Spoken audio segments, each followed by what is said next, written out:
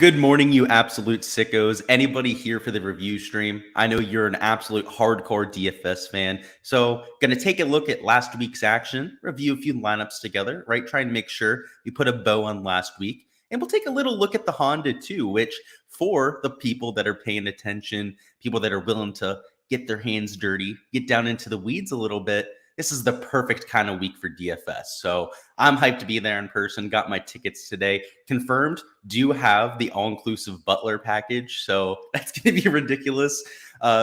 Also, I think it has a really good skybox on 16 and 17. So going to be pretty sweet weekend. So looking forward to it. I can see a few of you already down there in chat. What's going on? Nick says you can't wait for your review this week. Hey, we're going to review the community contest, but kind of take a look at your Sunday showdown too. So if you want me to look at that, I'll do that too. Hey, heck of a takedown there. Makes up for your weekend, I would imagine. So pretty sweet. What's going on, Nick, though? Hopefully you're having a solid morning. What's going on, Marco? Monty and Fitz killed you. Yeah, I didn't end up playing Monty, so couldn't get there with you. That's for damn sure. I thought he was donkey chalk this week. But yeah, I saw that. You ended up still cashing out with that lineup. I think you had it was either Colin Morikawa or Willie Z. I know you had one of those two players. I believe you may have also had someone else who finished in the top 10. I'll look at that lineup too. I know you posted that in the Discord. So yeah, welcome on in, everybody. What's going on, VSAT? Let's get this thing started. So my week for DFS was a little bit of a conflicting one. We had everyone but John Rahm. I mean, literally everybody but John Rahm. In fact, I had a lineup finish in 300th place, right? That had Xander Schauffele in it. If I were to have had the salary, right, it just swapped from Xander Schauffele to John Rahm, this lineup wins the entire GPP, right? Now, granted, you can't spend all that salary, right? It's not like I could have put that lineup together, but I think you get the idea. It was pretty frustrating. I took a calculated gamble against the big guy, and he won, his 5th event out of 9 starts. Obviously, in hindsight, you feel like an absolute bozo for not playing John Rahm, but is what it is, right? I had lineups with Rory McIlroy up there. Again, if I do a 1-to-1 swap from John Rahm off of somebody like Rory McIlroy, this lineup finishes in the top 5, top 10 of the GPP. Just a tough scene. So for as nice as it was to have Cantlay play well, right? Finish in 3rd place. Great day there on Sunday. Morikawa, Thagala, right? One of my top plays of the week. Hell, even guys like Shane Lowry, Tommy Fleetwood got the job done. Heck, even dusty old Aaron Rye, it was up there in some of my top lineups. You can see Fleetwood was in my 2nd best lineup.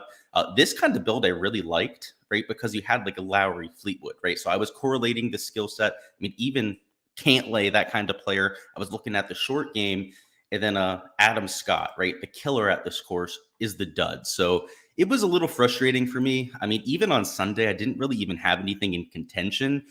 Even this lineup, in 300th place, didn't get there until the tail end, because I believe Aaron Ryan ended up making 2-3 birdies towards the end of his round.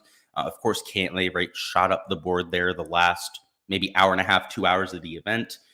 So never really even had a shot to begin with. So one of those weeks, you can see in terms of ROI, it was right about half back, which isn't great, right? You don't want to do that too often, too many weeks in a row, or you're going to start to have to deposit there on DraftKings. So like I said, you feel like a bozo in hindsight for not playing a John Rahm. I had a few 5 of 6s that were decent, right? The lineups I had that started with the Morikawa, then went to Cantlay, were probably the lineups I had the best chance at winning at, but none of them were 6 of 6s. You can see I had Hideki Matsuyama in one, a Jordan Spieth in one, JT Poston, ended up missing the cut on the number. The first lineup I entered, right? So my top lineup in my optimizer was a 6 of 6. It had Adrian Meronk in it. But once again, right, Rory McIlroy in it. Tom Kim they were close, but no cigar, right? In large field single entries, these lineups would have taken home a bunch of money, but not when it's a 150 max like this and playing against 70,000 other entries. And particularly on a week like this one, where you have a larger contest, right? It's nearly about, I'd say 1.5 times. Actually, it might be 1.6, 1.7 times X, the entries that you typically have in the $5. So picked a bad week not to have John Rahm, but is what it is. In terms of your top end lineups, that's what I really want to focus on here, right? We're not just going to dwell on my own results. More importantly, we want to see what we can actually glean from this week's results. And your winning lineup scored 570 points. It also had an Aaron Rye, which I told you guys, I thought that was a little sneaky play this week. looks like it ended up working out for the GPP winner. And I mean, literally my entire player pool, right? I had every player here but John Rahm in my player pool. So it was just like I said, a little frustrating week. This lineup, right, didn't take rocket science to put together, right? Harris English, top end player, right? Had multiple wins over the last few years. I mean, I was on him, made perfect sense at $6,800. Rye, same thing. Svensson, right, was clearly underpriced. I mean, another recent winner at the RSM. This lineup was, I mean, you look at it in hindsight, you go, how didn't I have all those players? And specifically this combination. And I like to point that out because some people think that it takes rocket science or that you have to have the Lee Hodges, right, to go out there and take down these kind of contests. And you didn't. And sure, we had Lee Hodges this week, right? I talked him up. I think I was the only human being in history that talked up Lee Hodges this week at $6,100.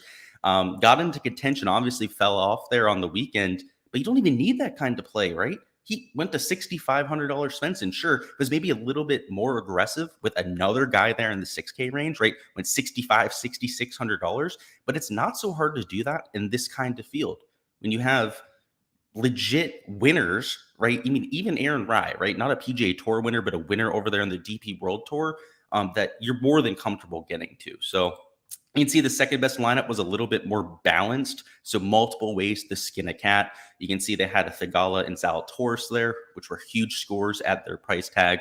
But because they were a little bit more balanced, didn't try and fit in like a Homa, a Colin Morikawa to that lineup, they were able to put in Seamus Power, Lowry, and Fleetwood, which again, I loved putting Lowry and Fleetwood together, but you could have included Seamus Power as well. Another guy who's played well at major championship type tests, just like a Lowry and Fleetwood, right? They're made for those kind of golf courses. This kind of lineup too makes perfect sense. So like I said, there's the studs and duds approach that actually won the tournament. And second, you have the more balanced approach. I have to say it's kind of like a hybrid balanced because you still have that 11K option, but your cheapest player is $7,300. So that's why I call it more balanced, right? You're not really dipping into that 6K range. Third place lineup here, another, I'd say hybrid lineup. This is more like your typical build, right? Where you have like one 6K option, one 10K plus, one 9K. Usually there would be like one 8K option in this lineup, but because John Rahm was 11K as opposed to maybe like $10,500, it looks like he had to save a little bit of salary there, but very typical lineup. Just you can see not one lineup has been the same, right? One's been studs and duds. One's been perfectly balanced. One has been like the hybrid in between.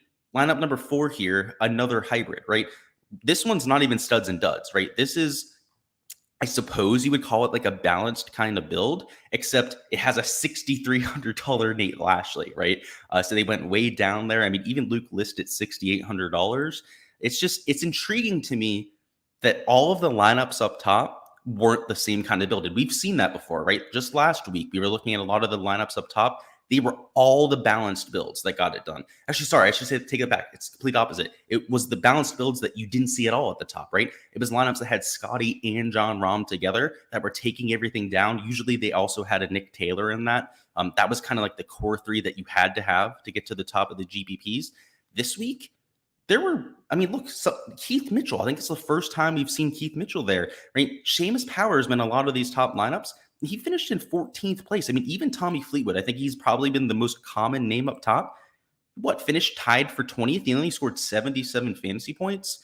You don't have to be perfect. And if you're trying to fish to go out there and get the perfect lineup, I would just push back on that. You don't have to have that kind of build. And correlating skill sets, I want to point that out too. Like, right, having, especially like the second place finisher here that had Power, Lowry, and Fleetwood. This is something that I try to do week to week to try and take advantage of, like, if one skill set is going to be rewarded at the course, and sometimes you can see that coming, sometimes you can't see that coming. Having lineups that account for that can be extremely valuable. And I don't want to say I guarantee that's kind of how this guy got to these 3 guys down low, but there's a good chance that went through his head. Let's go ahead, look at the community contest. Let's catch up on chat now as well. What's going on? Nick says, you're sitting at work before the Mardi Gras with nothing to review. Anything here, you're along for the long haul. Sweet. We'll go through all 3 of them then. So let's do the community contest first. We're going to look at the winner here, which we changed up the format this week. So I think it was the top finishers got paid. 10, was it? Yeah, the top 10 out of 50 got paid this week. We're going to expand it, I think, to 75 entries this week. Though it is the Honda, we might get a little bit less attention, right? So we might have a little trouble filling the 75-person contest. When we're starting to get to the API players, all that sort of fun stuff, we're going to need a 100-person plus contest. So we're just ramping up towards that. And because we're making it a larger contest, right, 50, 100 plus entries, I'm going to start paying out the top 20%. So this week, it was the top 10 that got paid. The winning lineup here was Jimmy, who had Zalatoris, who I loved, right? That was a risky play. It took some balls to go out there and play Zalatoris, but I love that Jimmy played him there. Thigala made perfect sense. I mean, no one here, right, was a mind-blowing play. I mean, he even had Tony Finau as his top-end player. Obviously could have taken, I don't know, 3 or 4 other players and gotten more points at that slot, but still took down this contest. So in a single entry, particularly if it's a smaller field single entry, you need far from a perfect lineup to take it down. But the reason why he got that leverage, right, was 98 points from Zalatoris. He was only 8% owned. He had a 6 of 6, right, in a single entry kind of contest. That's a really big deal. And this kind of lineup had a ton of made cut equity, right? Luke List with the putter doesn't always have top end upside. A lot of times he'll just hardly squeak through the cut line because he's got, 2-3 strokes lost putting over that stretch, but made the cut. He had that, weekend equity that you're looking for. Same thing with Wyndham Clark.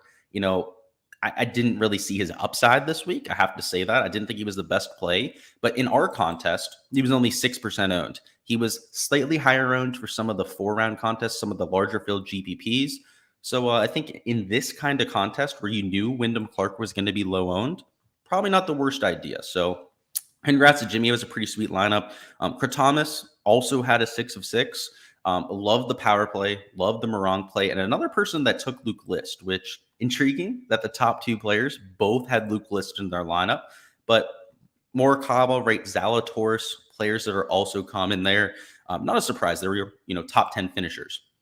Third lineup had Scotty Scheffler in it, did have Max Homa, so I believe they would have gotten a little closer to winning if they did have Max Homa win this golf tournament, but another 6 of 6. Down here in 4th place, a 5 of 6 that played ball. First time you see John Rahm there. And John Rahm was only 6% owned, right? If you told me that John Rahm is only going to be owned at 6% of the lineups in this contest, I would have locked him in immediately. It wouldn't even have been a thought. So in these community contests, keep in mind that people tend to sway their picks towards the players that I'm recommending. And you might want to leverage that, right? A few people did that, right? Like I said, Jay Roman went out there, was able to leverage that, get him at 6%. And Juarez, I know you're down there in chat. Let's look at your lineup here. So you did have a 4 out of 6. So this is the same lineup that you actually posted in the Discord. So it's going to make this even easier for us. I appreciate that. Matty Fitz missed the cut. I was right there with you. He was 40% owned in the community contest, which I did point out there on Thursday. I was like, guys, what are we doing? We can't have Matty Fitz at 40% in the community contest. You just knew that was going to happen, right? When he was 40% owned. So RIP, I was with you in a bunch of my GPP lineups. But yeah, Taylor Montgomery is the only one I want to give you a crap here, Marco. I thought he was a fish play last week. And I said that. Like I tried pointing it out as much as possible, tried to be as obvious as possible about it. He almost made the cut. So he only missed the cut on the number. So it's not like he was an atrocious play at the end of the day. But I think that might have been like the best he could have done. The ball striking for Taylor Montgomery is not there. And when you put him at a track where you have to ball strike to stay out of trouble, that's not going to be good news for him. So, US Open kind of setups, API, let's say just even if he was playing this week at the Honda, right, I would be concerned about it because he hasn't proven it to this point that he can get it done there. He's proven it at easy tracks. You give him a course where you got to get to 15 to 20 under par. That's not a problem for Taylor Montgomery. I'm just going to have to see it first at a difficult track. So just wanted to give you my feedback there. I thought the rest of the lineup was great. Again, the Matty Fitz ownership was just a byproduct of the community contest. So, if this was a regular single entry and then Fitz was 40%, obviously I'd be pushing back there. That wouldn't be ideal, but I'm not going to give you a crap, right? When you were just entering the same lineup you were doing for single entries over here for the Discord contest, the ownership wasn't even remotely the same, right? Over there in those large field contests. Let's take a look at Nick's lineup. I know you're down there in chat. We'll look at my lineup afterwards. Yeah, so Nick here in the community contest, the reason why he wanted us to talk about it is I don't think he had his best lineup here, but he had plenty of others for 4-round that seemed to do just fine over there in the Discord. It's a 5 of 6. I mean, Sanjay M had a shitty week, okay, but I mean, he was super low owned. JT, right? I liked the play this week. I played plenty of him. He was only 12% owned. Tom Kim, the GOAT. So you played the GOAT there. Okay. And Norn missed the cut, right? Whatever. Well, he missed the cut by 2 strokes. Yeah, this lineup's fine, man. Like, it looks worse than it is on paper, right? Because you're down there in 23rd place, but there are 50 entries, right? So it's not like being 23rd out of 25 or something like that. Honestly, this lineup's potential was there. So I know I was giving you crap last night about it. This lineup's just fine. I mean, you got Moronk in there. Me and you both know that Moronk is an absolute stud. Norton was playing well coming in, so I understood that play. That's for damn sure. Yeah, honestly, this is like the perfect lineup for this kind of contest because no one took these 3 guys up top. They end up hitting. You probably win the contest based on that alone. But even if only like 2 out of the 3 finished, let's say top 15, that'd probably be what you're looking for here in a single entry. You had enough leverage on them, right? Like 8%, 18% owned. You had these guys down low. Moronk, 26% owned. I guess that's worth noting. People were loving themselves some Moronk here in this community contest. Way higher owned, of course, than he was for any other contest. He was like 2% owned over in that side. So if you're going to go out there and play this community contest and actually try to like win it, right? Play it like a GPP, you got to fade the Moronks. You got to find a way to fade the 40% owned Matt Fitzpatrick's. Let's see. What was Rory's ownership? Let me find a Rory lineup. There he is. He was 36% owned. You probably want to avoid that. Like even Xander, 30% owned. Just if in this contest, I may start doing that in the future, I might just start taking all my pivots. It feels like the chalk is getting so chalky in these kind of contests. Let's take a look at my lineup. My lineup was a 4 out of 6. Hideki missed the cut on the number. Horschel played horribly. He was kind of like my low-end sleeper I was going with last week. I mean, he's won at Memorial. That was one of my top comp courses. And this week at Honda, I've already bet Billy Horschel. Just want to get that out there. The only bet that I've placed, and he was at 30-1. That is so disrespectful for Billy Horschel. I don't care if he missed the cut last week. He's arguably at least the 3rd best player in the field at the Honda. If not the 2nd best. I'd say that Sanjay is the best player by far, bar none. I would agree with that. But Billy Horschel is probably your 2nd best player. And he was like number 8 or 9 in the outright odds. He was behind guys like Denny McCarthy outright, way behind guys like Aaron Wise outright, guys that have legitimately never won before on tour. Billy Horschel's a top 30 player in the official World Golf rankings. He loves the Florida swing, and he's played well at Honda. That outright number was the most ridiculous shit that I've ever seen. I placed a $4,000 bet on him at 32. I don't care.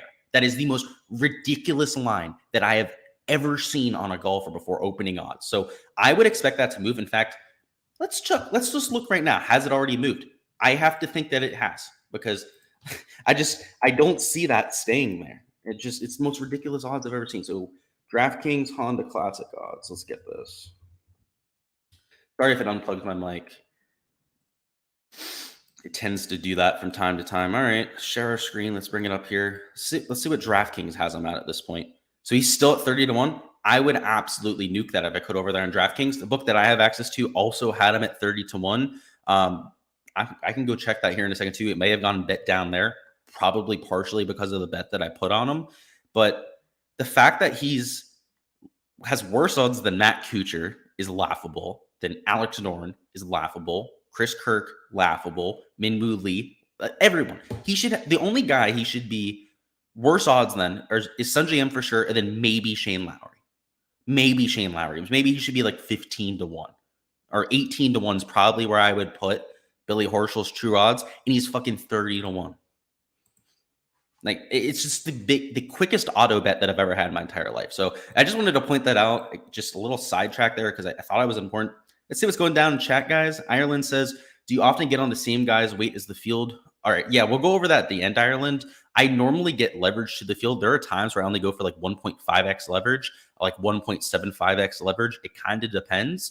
But if I can get 3x leverage to players that I would classify as core picks, that's my ideal range. And like a Zalatoris this week, I went for 4x leverage. I went for well over the field. I took 35%, which I think in reality ended up being like 4x leverage as opposed to 5x.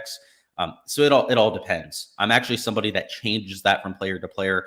I will not just go with like a 2x roll. I won't go with like a 1x roll. but I won't play lower than the field. I'll say that. If I'm going to play somebody, it's going to, at the very least, be matching the field. And that's extremely rare, right? Most of the time, it's at least 1.5x the field. But yeah, I'm actually going to show you my exposure numbers at the end, how much I played each player, how much leverage to the field I was getting, that kind of thing. So we'll talk about that a little bit more then. Clay says, good week overall. Thanks to you, Luke. No, thanks to you, Clay. You got to put the lineups together. I didn't have the greatest week, and I'm the one who gave you the player pool, right? So that's all on you, man. I'm not gonna take credit there. Can you check your lineups in the community contest? Absolutely, Clay. And you got to give yourself some credit there, man. If you had a really solid week, a lot of that was probably for you. So let's look at your lineup there in 18th. So you had Xander up top. I was fine with it. He should have played better. Cam Young, I love the play. Tom Kim was a great source of leverage. The Brian Harman play I didn't love, but, we're not always going to be on the same players. I loved the correlation down low. I've talked before when I saw that Lowry-Fleetwood combo, if you had the Seamus Power in this kind of lineup, it would have been even more correlation. But I like that you did that. I'm not sure if that was intentional or not. Maybe they were just the best players you had available. Either way, whether it was purposeful or not, I like what you were doing there. And the rest of your lineup, right, other than Brian Harman, these 8K options are kind of what you're looking for.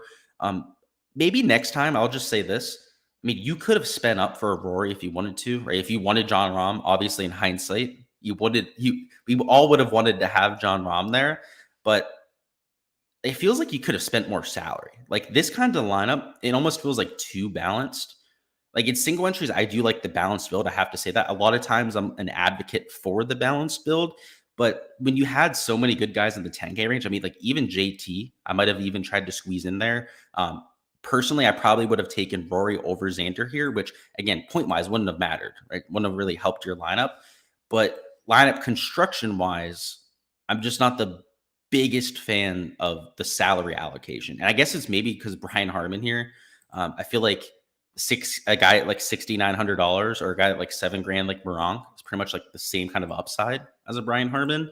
So you may have had that salary, but I'm just trying to nitpick, right? Just trying to look at it too much. Overall, I like the leverage, especially those 8K options, right? Like maybe that's why you went with such a balanced lineup, is you really liked Cam Young and Tom Kim. They were great sources of leverage and high upside plays. So I don't want to fault you there. I like it. But again, I was trying to nitpick. 8 Game says, Luke, your video content is great. What do you offer in your Patreon? Great question, man. So in the Patreon, all of the spreadsheets that I use on my videos are on there and they're not censored. So all of the projections, ownership, player pool, all of that is available on there. I also do a Discord, so you get access to that community, answer all the questions there. A lot of extra content is posted on the Discord, whether it's like golf course breakdowns. This week, I'm going to be doing a live stream on Wednesday as I walk the course at the Honda Classic. I'll be there for the Pro-Am, trying to get an idea on the swing range, try and see if there's any injuries going on, maybe guys that are striping it. So all of that kind of extra content I post over there for the Patreons, all the prize picks and prop stuff I do too. And that's the main one. There are people that just join for the prop stuff. I do props and prop write-ups for every single round. So if you're playing DFS, there's content for you. If you're playing on the prop side, there's a bunch of content for you guys there. And like I said, there are people that literally just join from one thing or the other, let alone if you're doing both. Then it's just a ridiculous value. That says you came in 18th and had Homa. Ooh, let's look at your lineup there then, Matt. That couldn't have been too good. Yeah, so 4 out of 6. Oh, okay. You're getting shit for this, all right? So we're gonna have fun with this one, okay, Matt? You played 2 of the worst plays of the slate, and you have to get shit for this. And you weren't the only one that did it, okay? They were 6% owned, 8% owned. Patrick Rogers and Taylor Moore were the most egregious cases of donkey chalk I've ever seen. And the reason why they were low owned in these contests is I talked mad shit about them all week, right? I tried to point them out as horrible plays, and they're the only ones that missed the cut for you. So I hate to be a dick about it, right? But I'm going to talk some shit. When you make a donkey chalk play, right? You got to be better than that. You can't play the 15% owned or 10% owned Patrick Rogers, who was like worse than every other player around him, right? Like you had Fleetwood and Lowry, like objectively, like probably twice the player of Patrick Rogers, $300, $400 more. Taylor Moore, same thing. Like during the fall swing, he ended up being chalked for like 2 events, missed the cut both times, went back to being like 1-2% owned. I played him at those events, right? Played well here in the spring. And then now he's chalk again. Like you play Taylor Moore, you play Patrick Rogers when they're like 1% owned. when no one wants to take them, right? Because they're not that good of players to begin with. They're hardly even keeping their tour card year to year, but they have upside. Like every once in a while, right? Patrick Rogers finishes top 10, and it's usually hard to predict. And if you're playing him every single week, you're going to donate a lot more than you're getting paid off on him. It's the same thing with Taylor Moore. So I had to push back on that, especially because of the two guys that missed the cut for you. I thought they were egregiously bad plays last week. So I would worry about the chalk going forward. That's what I can say. You need ownership projections for the community contest. Yeah, that's for sure. Yeah, Taylor Moore was, like I said, probably the worst play of the slate. Oh, that's not yours? Okay, good. That's not 18th place? MD Hill? I thought that was. Yeah, you're MD Hill. That's you there, bro. MD Hill 7. Oh, are you sure about that? I'm looking at the other lineup there, Matt. I was looking at Clay Daughtry's lineup because Clay was asking about it before, right? MD Hill, you're the one with Taylor Moore.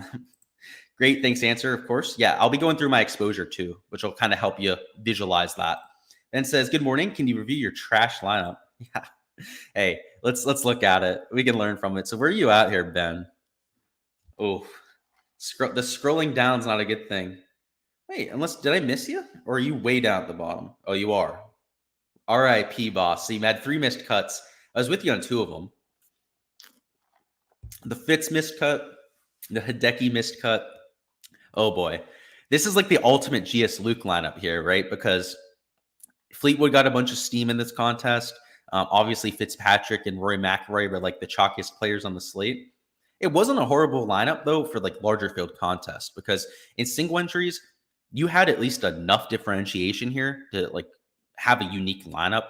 I mean, if this was like a 70,000 entry GPP, let's say this was the $5 GPP, you wouldn't want to enter this kind of lineup. The only reason I say that is this would probably be duplicated, right? Because everyone here was at least like 9% owned. I think Bradley was like 10% plus. Fleetwood was like 9%, 18% Adam Scott. I think it was like 18, 20% Matsuyama, 22% Fitzpatrick. So it depends what contest you were entering this into, Ben. But I'm assuming because this was your single entry for the community contest, you were entering it in similar kind of contests on Draftkings. And if that's the case, it's more than fine. And actually, I like the way that you did the salary construction here, where you took like one 10K option, like 4 almost like 8K guys. I'm including Keegan Bradley there at $7,700. And your cheapest player was Fleetwood. So for a single entry, I like this. If you're going to do a balanced build, I think this is how to do it, right? I know before I was going through Clay's lineup, right, and he had Xander up top. This is what I mean here, Clay, is because like just try and take one of the big 3 up top, right? Whether that was Scotty, Rory, or somebody like John Rahm, and then just live in that middle tier range. So maybe opposed to like mixing in a guy in the middle 9K range, like a Morikawa, something like that, you take more of these 8K options, which I think this week your lineup did better, right, Clay? But I just think for the longer term perspective, how Ben is building the single entry is my preferred build for that. Is weekly price for your Patreon something you would consider? Unfortunately, Patreon doesn't end up letting it run that way. But if I end up running my own site, which is something I plan on doing in the next year, particularly because I want to put up an optimizer, I want to be able to upload a few of the custom model tools that I use on my end. So like what I do to characterize a golf course, I want to give you guys an ability to, first off, kind of have like your own version of that and then be able to tweak it. So if you think that greens are going to be a little bit firmer this week than perhaps I do, then you can adjust that in the modeling and just kind of tweak it. So yeah, there's a few things coming Ireland in terms of the weekly Patreon thing. That's not going to be possible until I have my own site. But once that own site is up, that'll be a thing I do for sure. Yeah, you had Lowry and Rogers at like 10% exposure. Yeah, I liked Lowry. Yeah, Rogers, I was only giving you crap for that, right? To be funny. I wouldn't play him next time around. If you're going to play Rogers, I think you got to play a little bit more because I think he was about 10% owned. Lowry was like 7% at $7,400. It's going to be 20% at 10K. Yeah, probably the easiest fade in human history. I can't wait for the Honda. It's just all game theory. Up top, just play guys that are like medium owned, right? Guys that aren't like 20, 25% owned. And then down low, you just scatter shot. Like it's a fun week. Honestly, it's a good week to play 150 lineups. If you're playing a single entry, you're playing like 2 to 3 lineups. The Honda Classic can be a little bit of a tough scene. Matt says it was mine. You did other 18 guy too. Okay, cool. Ben says you play single entries, so that answer makes you feel better. Then yeah, I like especially how you spent your salary.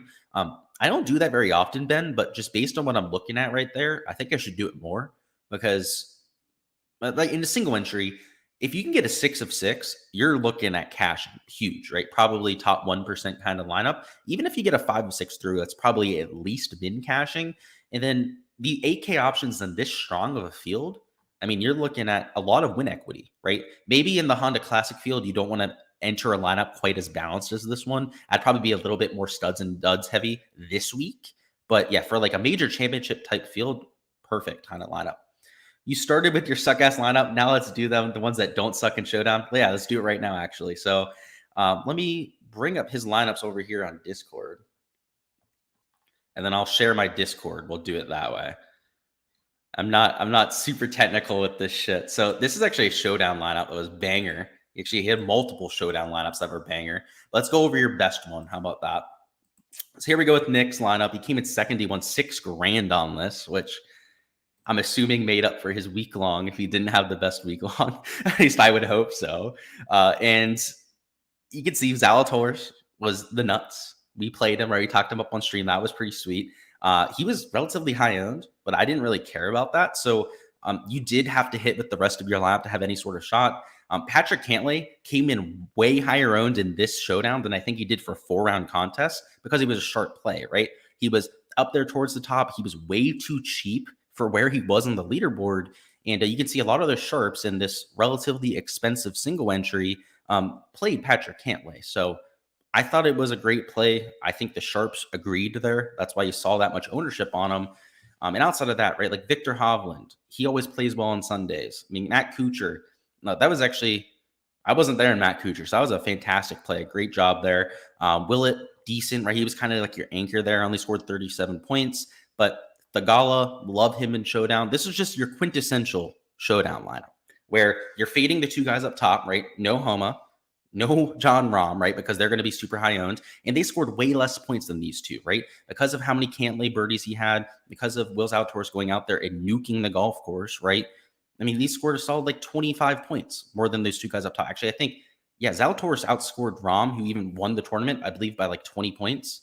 Might have been closer to like 15. And Cantlay outscored Max Homa, who finished in second place. So this is what I mean by trying to just leverage those two guys up top. It doesn't matter if you don't have the winner. You can still nearly bank contests. And I'm pretty sure, Nick, I haven't seen the winning lineup here from this contest. It probably didn't have John Rahm. Right? You'd have to imagine it didn't spend all that salary. Right? It didn't play somebody up top. He didn't make all those birdies. Kick-ass lineup. And I believe Nick had another one here too. He did, yeah. So he had this one here that finished in third. So it came in $2,000, which I believe was a different contest. And same two guys up top. You still had Thagala. Hoagie was a little bit of an anchor, right? Fleetwood just kind of spun his wheels there on Sunday. Good shit there, Nick. That was a heck of a lineup there for Sunday Showdown. And I'm sure that carried, I mean, you may have also carried yourself for a week long. I'm not sure about that, but heck of a lineup there for Showdown as well. Showdown, shit on God over there, Nick. You make a habit of winning on Sunday Showdowns. That's for damn sure. Who's your favorite for this weekend? It's Billy Horschel for me. I already bet him outright. He's at 30-1. I think he should be 18-1, maybe even 16-1 to win the golf tournament. I love him. Yeah, I love these fields, especially in the 6 and 7K range. It's a fun one to try and dig up some trash. Effin Hovland missing that 4-foot bird. Yeah, I remember you saying that, right? You could have ended up winning 10K for first with that lineup. He missed a 4-footer in 18. That's unfortunate. I was out on a boat yesterday, boys. So we were, it's funny, actually. We got the Florida swing coming up, right? So my buddies are like, Luke, you're going to be away for an entire month going to golf events. They're going with me to the Players, all my buddies. We're going to be at the Honda all this weekend. So it's not like I won't see them. But they're like, we can't go on the boat. So let's go on the boat. So we went out there. We were watching the golf on my phone out there in the middle of the ocean. And I did miss that putt from Hovland. So that's unfortunate. But I thought it would have been a longer putt than 4 feet. That makes it even more annoying. Nick says you had Kawa. Okay. Wait, up top? That's wow. And he still won. He must have just luck stacked the bottom of the board. That's annoying, right? He shot 4 under par. Right, your guys up top shot even better. Ugh, it's annoying. You needed that day bogey free. Yeah, you had him there on Sunday. Okay. Well, I mean, he made like 7 birdies. I mean, heck of a round there on Sunday. And yeah, nice work, Nick. Absolutely. All right, we're going to go through my DFS projections now. So we're going to take a look at ownership, get an idea. Let me zoom out. I'll also bring up my exposure on here. So I know there's a lot of numbers here, but we're just going to focus on a few of them. So let me actually zoom in. We'll just go over here to the right and bring up the important stuff. 1 second here. Yeah, let's go with that. So you have the important categories up for like what we're trying to look at here. And essentially, we want to look at mostly the actual ownership compared to the projected ownership. That's what this ownership difference column is. It is projected ownership subtracted by the actual ownership. So if it says 2 over here, that means that I projected a player 2% higher than what they actually came in.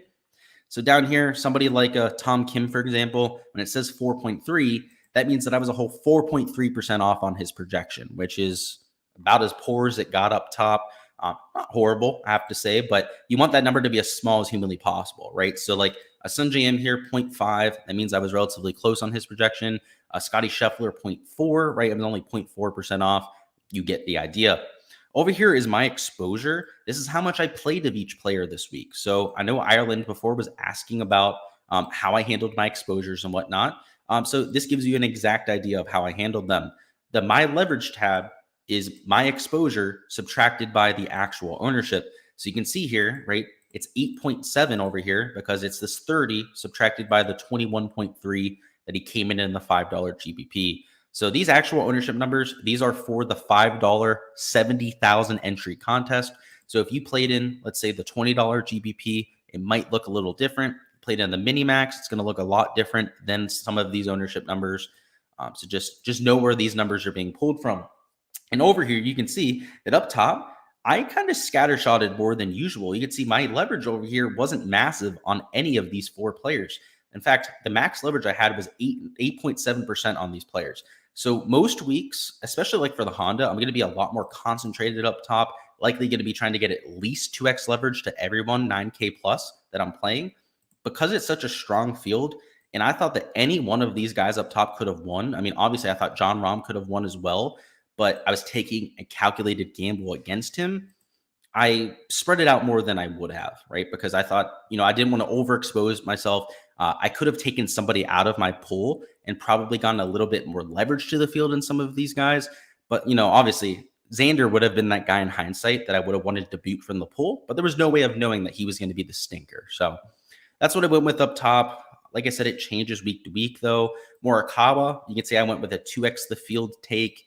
That was one of the more aggressive takes I was taking up top. You can see here with Will Zalatoris, I went way over the field, right? I played 25%. He was about 3% owned. So that was 3 times X leverage in that field. The thing is, I also played Will Zalatoris in all of my single entries. So I got some extra exposure there, which is why I said I got 4x leverage to the field, because in those kind of contests, they were higher dollar stuff, right? They were $100 single entry, $200 single entry, which is almost worth like 50, 60 lineups over there in my 150 max.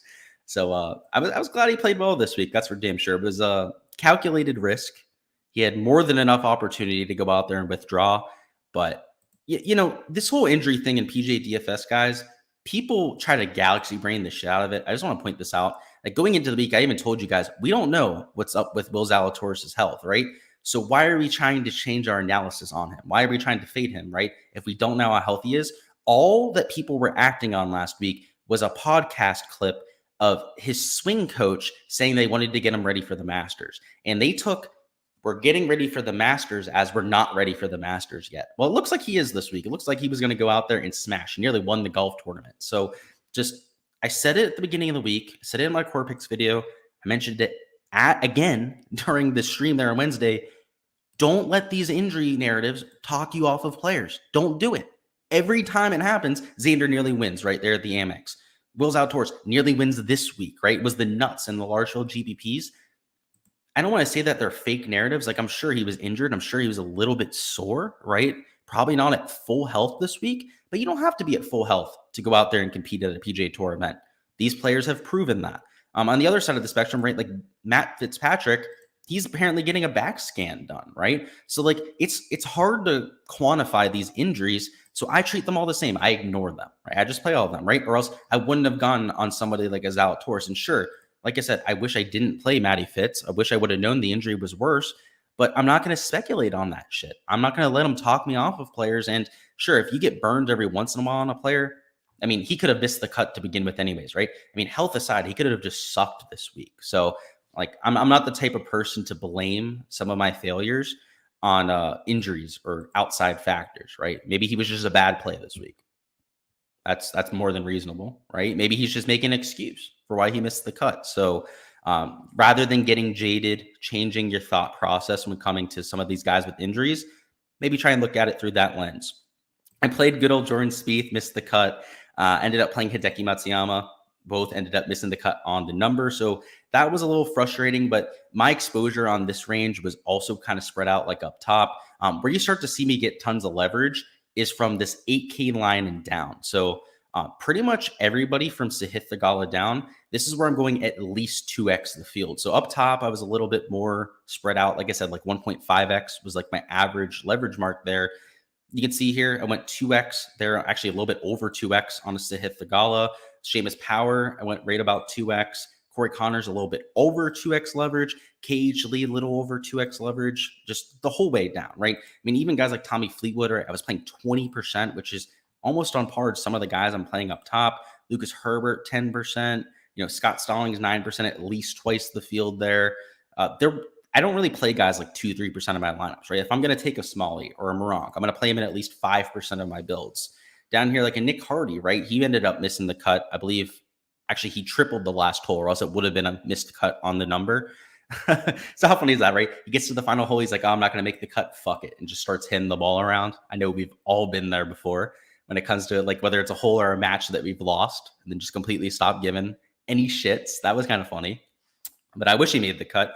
But like English, right? 7%, List 7%, Straka 7%. I want to show you all these exposure marks because down low, I get questions all the time of like, how much are you playing of like your super cheap guys, right? Your diamonds on the rough, so on and so forth. The answer is 3 to 7%. You can see there's guys like Wallace that maybe I didn't like as much, right? Played 3%. Dylan Fratelli was just a pure flyer play. Actually ended up playing decently this week, right? You can see didn't make the cut, was actually close to it there at the end. I believe missed the cut on the number, right? 3%, 7% Steven Yeager, right? Like Danny Willett, I didn't love this week, right? So I played 4%. That's the idea down low. And you could play 2% of these guys and get leverage. The value tier guys, the guys I pointed out in the video, obviously liked it a little bit more than most. So I played 6% Lee Hodges, so got plenty of leverage there. And I have to say, the Lee Hodges ownership at 1.1%, I feel like he was only there because I talked him up too. Like no one was going to play Lee Hodges if I didn't say anything. That's for damn sure. Austin Smotherman there at 2%.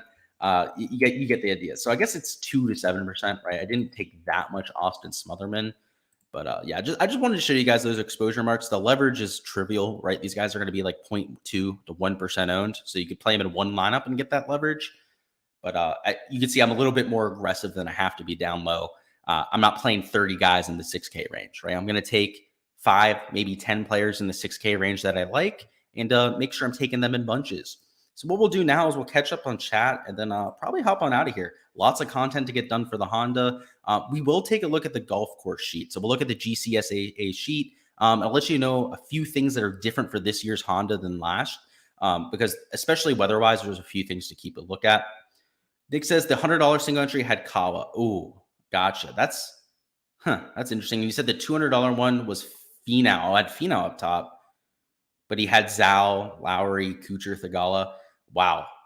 Honestly, that lineup doesn't even seem as good as your lineup. Like, especially looking at just like top and upside, like that surprises me, Nick. I mean, they must have just beaten you based on consistency, right? They didn't have like a 35-point anchor, I guess.